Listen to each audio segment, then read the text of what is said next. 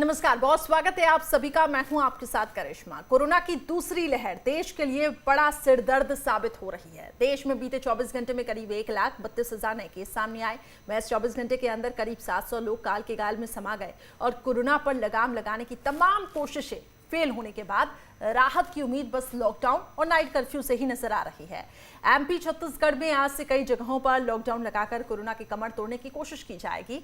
MP और छत्तीसगढ़ में आखिर क्या है लॉकडाउन की तैयारी, लॉकडाउन से कितना लॉक होगा कोरोना, पिछली बार से कितना अलग होगा इस बार का लॉकडाउन, और पूरे देश में आखिर क्या है कोरोना का हाल, इन्हीं तमाम मुद्दों पर हम विस्तार से करेंगे चर्चा। कोरोना का सूरत ए हाल बताने के लिए अलग अलग जगहों से हमारे सहयोगी भी जुड़ेंगे हमारे साथ, लेकिन आगे बढ़ने से पहले इस रिपोर्ट पर नजर डालते हैं। मध्य प्रदेश और छत्तीसगढ़ में अब वो होने जा रहा है जिससे बचने की तमाम कोशिशें की जा रही थी। एमपी के तमाम नगरीय क्षेत्रों में 2 दिनों का लॉकडाउन रहेगा। ये लॉकडाउन शुक्रवार शाम 6 बजे से सोमवार सुबह 6 बजे तक यानी कुल 60 घंटे का रहेगा। कई जिले ऐसे भी हैं जहां कोरोना के बढ़ते मामलों को देखते हुए सोमवार के बाद लॉकडाउन जारी रहेगा। अधिकारियों के साथ उच्च स्तरीय बैठक के बाद सीएम शिवराज सिंह चौहान ने ये फैसला लिया है। इसके साथ ही जिलों के हिसाब से अलग अलग फैसले लिए जाएंगे। हालांकि दमोह को इस लॉकडाउन से छूट दी गई है। हालांकि इस बार का लॉकडाउन पिछले साल के लॉकडाउन से काफी अलग है। यही वजह है कि इस बार के लॉकडाउन से ज्यादा परेशान होने की जरूरत नहीं। आइए आपको बताते हैं कि लॉकडाउन के दौरान किन किन बातों में छूट मिलेगी।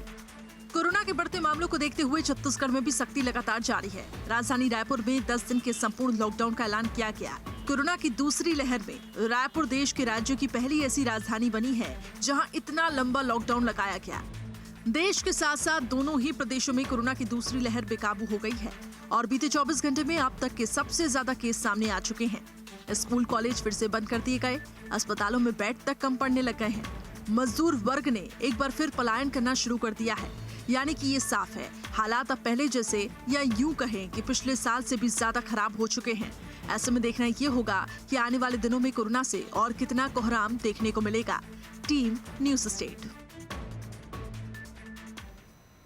तो क्या लॉकडाउन लगाने से कोरोना पर कंट्रोल पाया जा सकता है? एक बड़ा सवाल है क्योंकि लॉकडाउन एक आखिरी विकल्प इस वक्त सरकार के पास है। इसके साथ ही जो नाइट कर्फ्यू है वो आखिर कितना कारगर साबित होगा। सवाल तो ये भी उठ रहा है कि क्या रात में कोरोना भाग जाता है। ये तमाम सवाल हमारे दर्शकों के मन में भी होंगे, लेकिन इन सब के बीच प्रशासन का ये कहना है कि स्टेप बाय स्टेप काम करने की यहाँ पे कोशिश की जा रही है। अब देखिए ये आंकड़े आपको टेलीविजन स्क्रीन पे दिखा रहे हैं।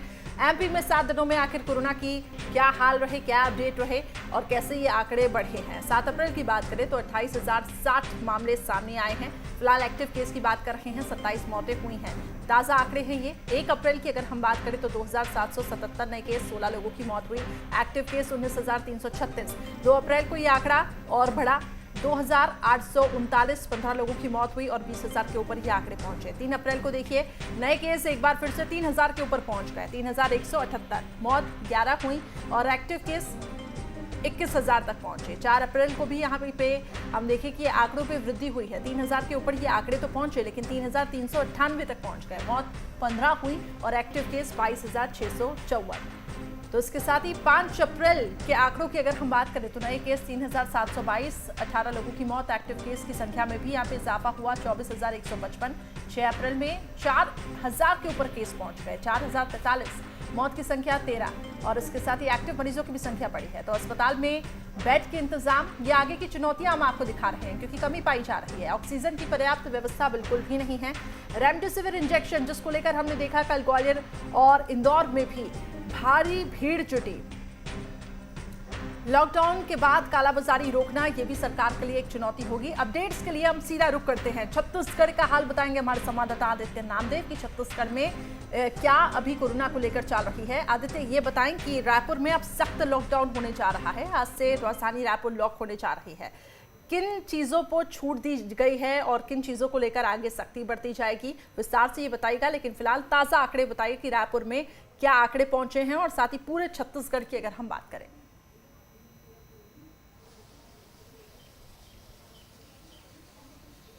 देखिए, सबसे पहले तो इस डिबेट की शुरुआत एक अच्छी खबर से हम करते हैं। मुख्यमंत्री भूपेश बघेल मेडिकल कॉलेज पहुंचे हैं, जहां पर उन्होंने टीकाकरण करवाया है। कोविड-19 की पहली डोज उन्होंने ली है। ये बेहतर तस्वीर है, कम से कम आम लोग प्रेरित होंगे। जल्द से जल्द अब टीकाकरण और तेजी से होगा। हालांकि रोज 2 लाख से ऊपर का टीकाकरण छत्तीसगढ़ सरकार करवा रही है, लेकिन ये आंकड़ा कम से कम 3 लाख जाएगा, तब हम बेहतर स्थिति पर आ पाएंगे। अब जैसा कि जिक्र आपने रायपुर की बात पूछी, तो रायपुर की स्थिति तो देखिए अब भयावह है। जिन लोगों की कोविड-19 से मौत हो रही है, उनके शव के अंतिम संस्कार के लिए अब वेटिंग लिस्ट देनी पड़ रही है। आप सोच सकते हैं, जिसके परिवार का कोई शख्स कोविड-19 से अगर खत्म हो जाता है, तो उसको उसके अंतिम संस्कार के लिए भी 2 से 3 दिन, 4 दिन, 5 दिन का इंतजार करना पड़ रहा है। चूंकि प्रशासन ही कोविड-19 के नॉर्म्स के तहत अंतिम संस्कार करता है, और वो स्थिति बहुत खराब होती जा रही है। राजधानी में आंकड़े 3,000, 3,500 के आसपास रोज आ रहे हैं, और एक्टिव मरीजों का आंकड़ा लगभग अब 60,000 के आसपास पहुंच रहा है। ये स्थिति बहुत ज्यादा खराब होने वाली है। और कल जो मौतें हुई हैं, 70 से ऊपर मौतें किसको बोलते हैं, रायपुर में, छत्तीसगढ़ के राजधानी की अगर मैं बात करूं, तो 27-28 मौतें रोज हो रही हैं। कल 30 से ऊपर मौतें चले गई। पूरे प्रदेश का आंकड़ा जो है वो 70 से ऊपर केवल मौतों का था। तो स्थिति आप समझ सकते हैं, छत्तीसगढ़, खासतौर से रायपुर, दुर्ग, बिलासपुर, राजनांदगांव, बेमेतरा, ये सब हाथ से प्रशासन के निकलते जा रहे हैं। छोटे छोटे से जिले, कांकेर, नारायणपुर, जहां पर ये कहना चाहिए कि पहले पिछले फेज में 1 या 2 मरीज आ जाए तो बहुत बड़ी बात होती थी, होते कई दिनों बाद, लेकिन अब तो 200-300 मरीज कहाँ रखेंगे आप, आपके पास व्यवस्था नहीं है। इसलिए आज शाम से लॉकडाउन है, और सख्ती से लॉकडाउन है। दूध भी केवल सुबह और शाम, 2 घंटा सुबह, 1.5 घंटा शाम को। सब्जी बाजार भी पूरी तरह से बंद किया गया। पेट्रोल पंप पे भी उन्हीं लोग को पेट्रोल मिलेगा जिनको या तो सरकारी है, या फिर किसी को बहुत ज्यादा जो इमरजेंसी, उसी हालात में।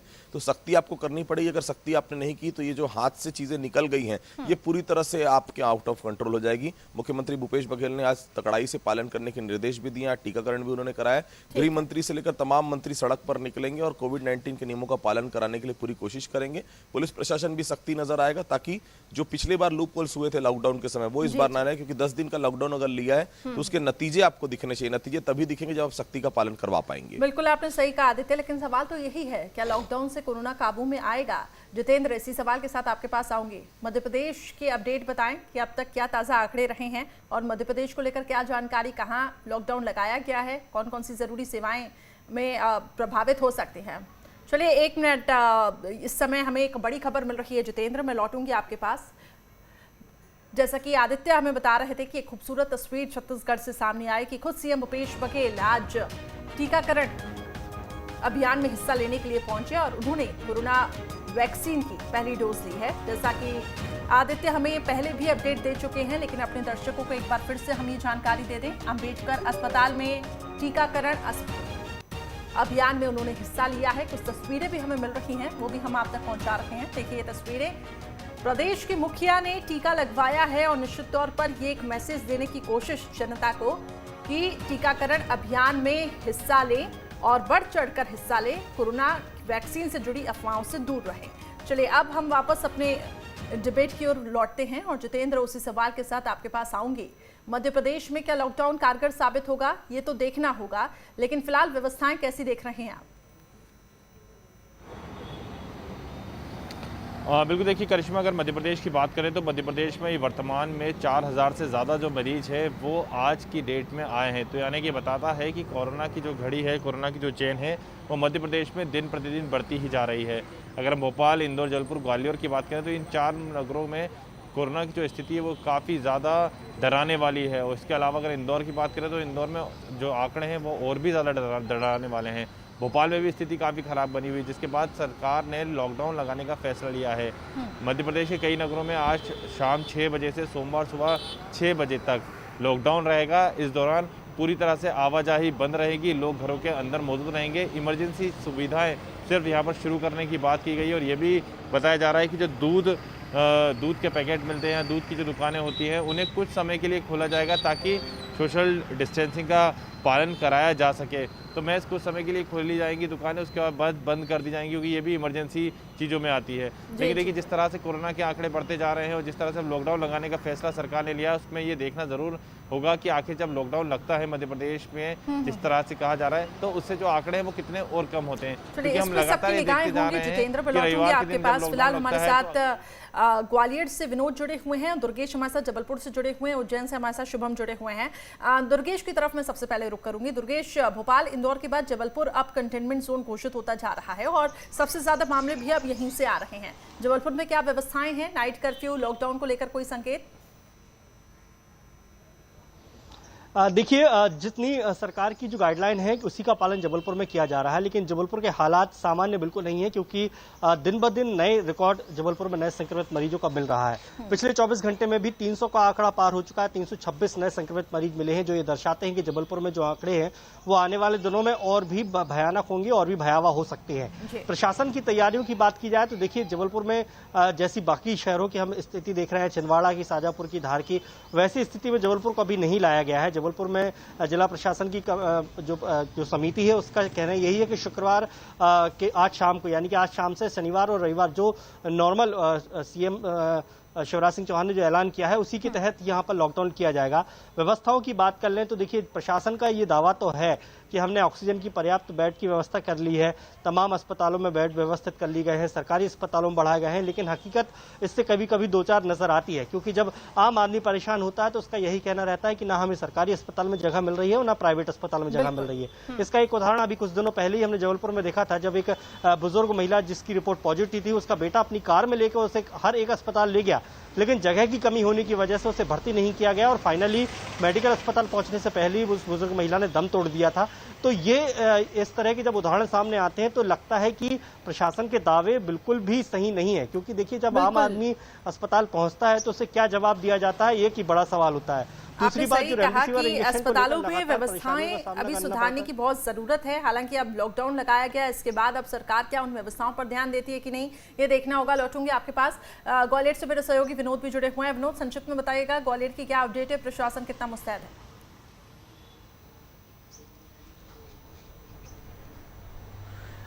देखिए, अगर आपने संक्षिप्त में पूछा है तो मैं बता दूं कि ग्वालियर में पिछले एक हफ्ते से लगातार 100 से ज्यादा मरीज आ रहे थे संक्रमित होकर, और कल लगभग 300 के करीब आए हैं। तो रोज संक्रमितों की संख्या बढ़ती जा रही है।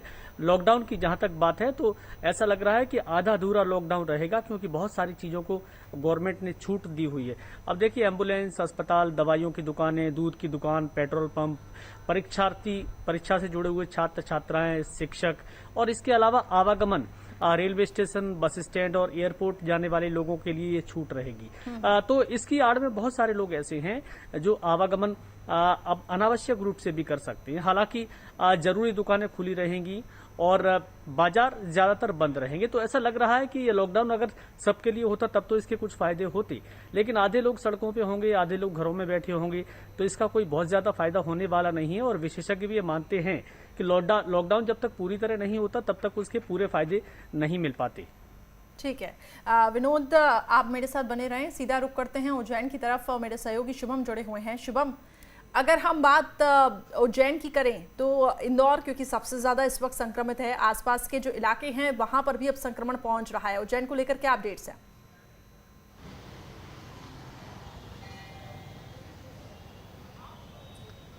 देखिए, उज्जैन में भी कोई स्थिति बेहतर नहीं है अस्पतालों की। जिस खबर की हम बात करें, जिससे उज्जैन इस वक्त खबरों में बना हुआ है, वो खबर यही है कि यहाँ पर ऑक्सीजन की कमी के चलते ज़िला अस्पताल में एक बीजेपी के कार्यकर्ता की ही मौत हो गई, जिसकी उम्र 40 वर्ष थी, जिसका नाम जितेन जो है वो बताया जा रहा है। और उनके परिवारजनों से भी हमने अभी कुछ देर पहले बातचीत की थी। उन्होंने कहा कि व्हाट्सएप पर उनका मैसेज आया था कि ऑक्सीजन की कमी अस्पताल में हो रही है और मरीजों की जान को खतरा है। इस मैसेज के कुछ घंटे बाद ऑक्सीजन की व्यवस्था की गई। जब बीजेपी के कार्यकर्ता खुद अस्पताल में पहुँचे, प्रेशर बनाया गया, मगर जब तक व्यवस्था की गई तब तक काफ़ी देर हो चुकी थी और कुछ ही देर बाद या घंटों के बाद उस शख्स का, उस बीजेपी कार्यकर्ता का निधन हो गया। 3-4 दिन से ही एडमिट थे। परिवारजनों ने सीधे प्रशासन पर आरोप लगाया है। हालांकि यहाँ पर भी उज्जैन के कलेक्टर स्पष्ट तौर पर यह कह रहे हैं कि इसमें प्रशासन की कोई गलती नहीं है। उनकी तबीयत काफ़ी गंभीर थी और साथ ही साथ ऑक्सीजन की किसी भी तरह की कोई कमी उज्जैन में खास तौर पर देखने को नहीं मिली है। तो इस तरह से आप चाहे भोपाल के कलेक्टर हों या किसी भी ज़िले के कलेक्टर, देखिए अव्यवस्थाओं को लेकर जब भी सवाल हो रहा है वो यही कहते हैं कि हमारे यहाँ किसी तरह की कोई अव्यवस्था नहीं है, कोई ऑक्सीजन की कमी नहीं है, मगर यहाँ पर खुद बीजेपी के कार्यकर्ता की मौत हुई है और बाकायदा उसका आखिरी मैसेज देखिए, कहते हैं कि मरता हुआ शख्स कभी झूठ नहीं बोलता, तो उसी शख्स ने अपने ही बीजेपी का जो ग्रुप था कार्यकर्ताओं का, उसमें ये मैसेज भेजा था कि यहाँ पर ऑक्सीजन की काफ़ी कमी है, मरीजों की जान जा सकती है। इसके बाद कार्यकर्ता गए भी, हंगामा हुआ, तोड़फोड़ भी हुई, सांसद भी पहुँचे,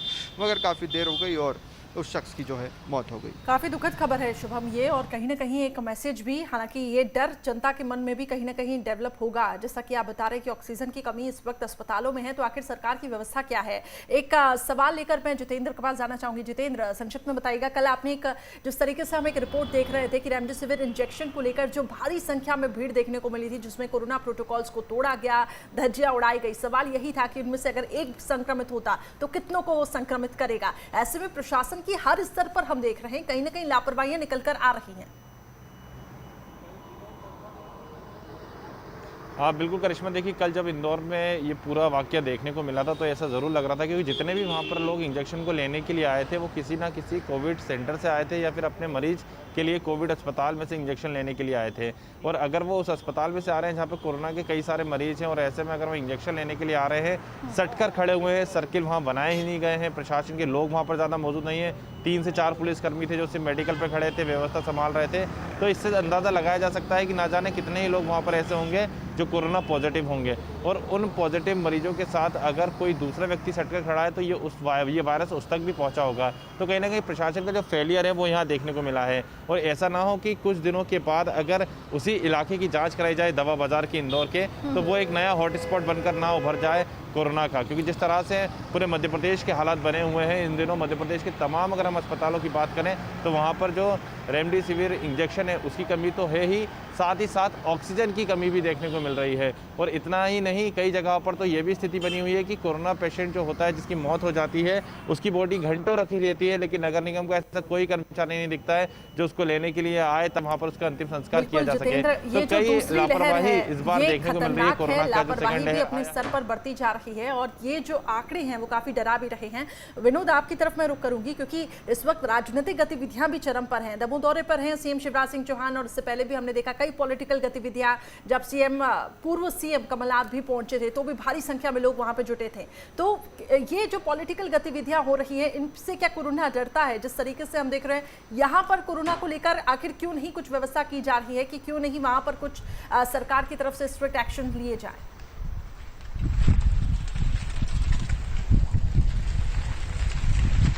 देखिए, जहाँ तक इस तरह के आरोप है कि पॉलिटिकल एक्टिविटीज़ या राजनीतिक गतिविधियाँ जहाँ भी होती हैं उससे कोरोना डरता है, ऐसा नहीं है। ये तो सिर्फ एक कहावत के रूप में बात की जाती है, लेकिन ये बात सही है कि कोरोना का वायरस किसी को नहीं देखता, चाहे वो नेता हो, राजनेता हो, अधिकारी हो, कर्मचारी हो या आम आदमी हो।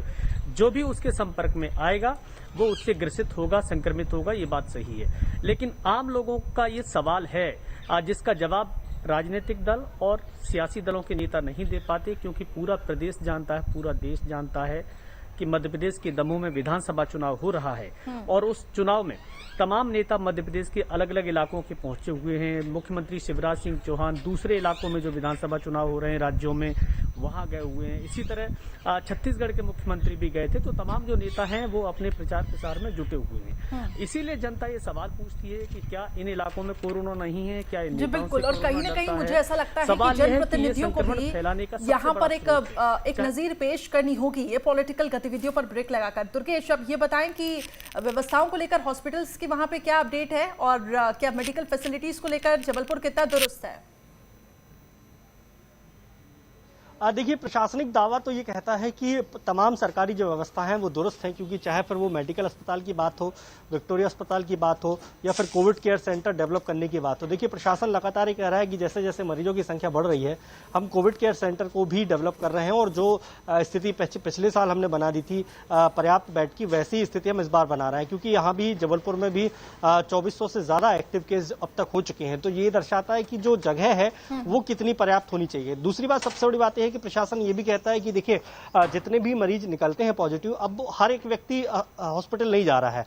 उनमें जो गंभीर व्यक्ति होते हैं या जिनको ज़्यादा देरी हो गई है टेस्ट कराने में, उनको ही एडमिट किया जा रहा है या जिन्हें किसी तरह की परेशानी है। अधिकांश लोग जो ऐसे हैं वो होम आइसोलेशन में रहकर ही अपना इलाज करवा रहे हैं या डॉक्टरों की देखरेख में ठीक है दुर्गेश, एक बहुत बड़ी लापरवाही लोगों की भी है। समय की कमी है मेरे पास, आप सभी को रोकना चाहूंगी। फिलहाल जुड़ने के लिए बहुत बहुत शुक्रिया। तो ये आपने देखा हाल कि लॉकडाउन के बावजूद भी कितनी ज्यादा अव्यवस्थाएं हैं, इसलिए लगातार हमारी आपसे अपील है, सतर्क रहें, सावधान रहें। फिलहाल खास पेशकश में इतना ही।